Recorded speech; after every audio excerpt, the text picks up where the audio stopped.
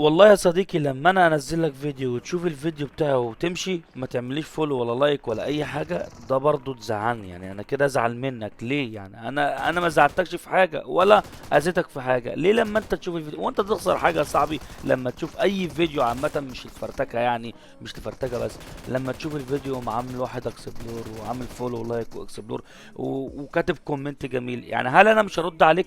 هل طب ما انا برد على الكومنتات كلها. طب ايه المانع ان انت تعمل لي لايك او تعمل لي فولو او تعمل لي كومنت حتى؟ يعني يا اخي اكتب كومنت يا عم، حتى لو هتغلط فيها اخش اقول لك الله يسامحك، بس اسمها ان انت عبرت الفيديو، اسمها ان انت عملت اي حاجه. ان احنا بنتعب على الفاضي قسما بالله يا صاحبي.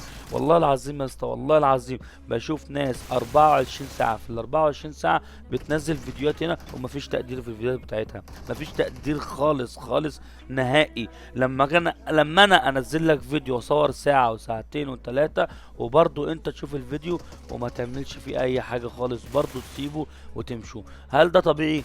ولا العيب فيا ولا العيب فيكو ولا العيب في البرنامج ولا العيب في السوشيال ميديا؟ يعني هم مش عايزيننا نتشير، مش عايزيننا نتشاف، مش عايزيننا ايه؟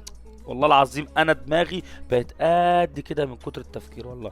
بس والله العظيم يا صاحبي، قسما بالله قسما بالله انا ما بزعلش حد، والناس كلها عارفه فرتك على ايه، عشان انا يعني اشوف ده كله. يعني والله بجد بجد حرام، يعني انا بقالي كتير قوي قوي على نفس الرقم ده. لا وبالعكس، انا العدد بينزل مش بزيد والله، والله العظيم العدد بينزل مش بزيد. شكرا يا جدعان، سلام.